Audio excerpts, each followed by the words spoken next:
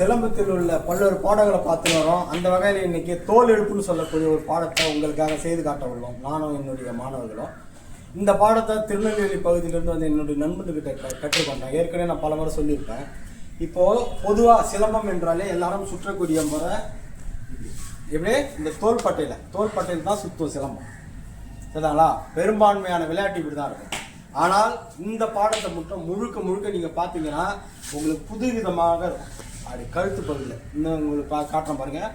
1 2 6 1 2 இந்த கழுத்தில் இப்படி சுற்றணும். இதுதான் இந்த பாடம். இந்த பாடத்தோட சிறப்பு இதுதான். இதில் ஏகப்பட்ட நுணுக்கங்கள் அடங்கியிருக்கு. உங்களுக்கு இந்த போன்ற பாடங்கள்லாம் இங்கே இருக்குது அப்படின்னு தனித்துவமாக பிரித்து காட்டுவதற்காக தான் நாங்கள் இவ்வளோ கஷ்டப்பட்டு எல்லா பாடங்களும் உங்களுக்கு விழாவாரியாக சொல்லி கொண்டு வருகிறோம். எங்களுடைய சிலம்பத்தை வச்சுருக்கிறோம். முதல் எடுக்கும்போதே இந்த கால் இங்கே வரணும். சலா வரிசை புரியுதுங்களா? வணக்கம் முறை செய்யும்போது அப்படி போகணும். 1 2 தசைக்கு மாறும் பிரியும்.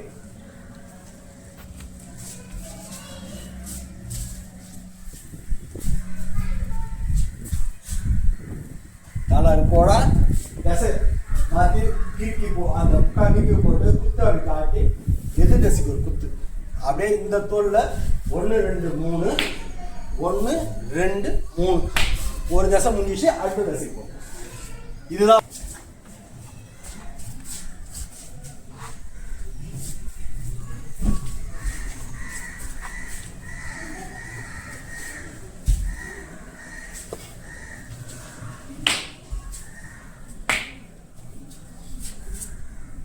ஆரம்பிங்க.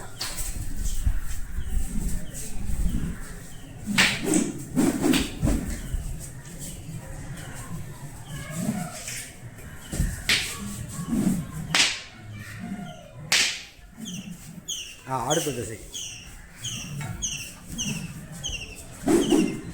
சிலம்பம் என்றாலே 4 திசைக்கு நம்ம செய்யக்கூடிய பாடம்.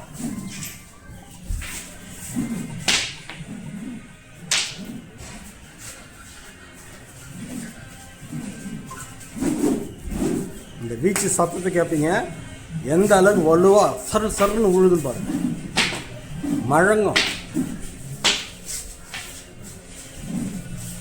ஒரு அடியும் ஊந்துதுன்னா தலையிலையோ எந்த பாகத்தில் விழுதோ மிகுந்த சேதத்தை ஏற்படுத்தக்கூடிய வலுவான அடிகள். இதுபோல் அந்த பாடங்களில் நிறைய சலவரிசை இருக்குது. எதிரி பாகம், அடிமுறை, கோர்வை இப்படின்னு பல பாடங்கள் இதுக்குள்ளே அடங்கியிருக்கு. இதில் இன்னொன்று பாவலாம் நம்ம செய்வோம் இல்லைங்களா? இப்போது கால்மான பாடம் செய்யும்போது நாம் என்ன பண்ணுறோம், இல்லை சராசரியாக அடித்து வச்சு நிறுத்துவோம், நிறுத்துவோம், காலை அப்படி போட்டு இது ஒரு வகை. அவங்க நல்லா பம்மிக்கணும்.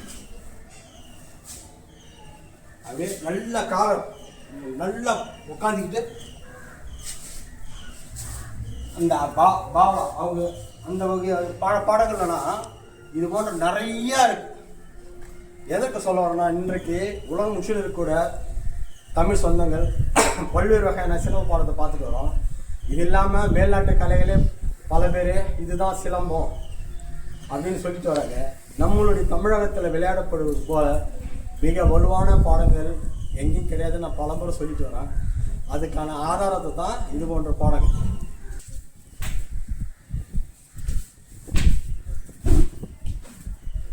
ஒரு பகுதி 2 பகுதி தலை இருக்கு. தசை மாற்றி குத்த நிறுத்தம். ஒரு அடி 2வது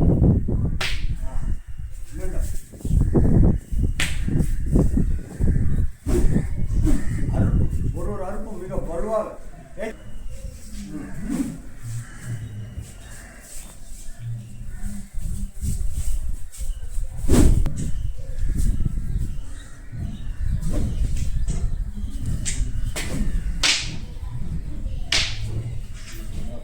ஒன்று ரெண்டு கையால் ஆடு சொல்லிட்டு ஆடு தோல் ஆடு ஒட்டுத்தமும் ஆடு கொடுக்கணும். பார்த்தீங்கன்னா 2 கையால் மிக மிக வலுவான அடியாக இருக்கு.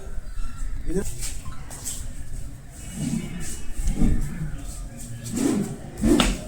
பகுது தலை இறப்பு காலை ஏற்று போட குத்து நிறுத்து.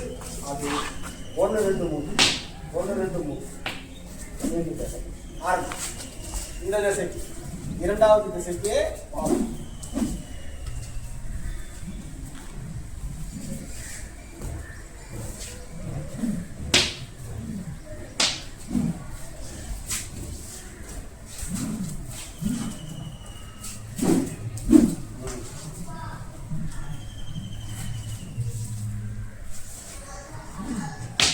ஒரு தட்டு 2 தட்டு 3 அடி வரும் இந்த தட்டுக்கு.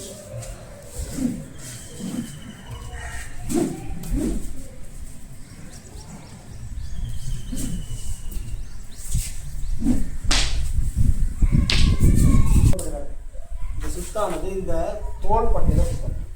ஒரு முறையும் இந்த தோல் பட்டையில அதை எடுத்தீங்கன்னா இடது கைக்கு இந்த தோல் பட்டை, வலது கைக்கு வலது தோல் பட்டையிலும் இடது கைக்கு 1 2 ஆக எழுதும். கிறுக்கி முக்கா கிறுக்கி போடுறோம்னா அது 1 2 மீண்டும் 1 ஆடி 3 மீண்டும் தொடங்கி திசை 4 முறை செஞ்சால் தொடங்கி திசைக்கே வரும். இந்த பாடத்தை பொறுத்த வரைக்கும் வேறு வகை ஒரு வகை, அதாவது இதே முறை தான் முக்கா கிறுக்கி தான் போடுறோம்.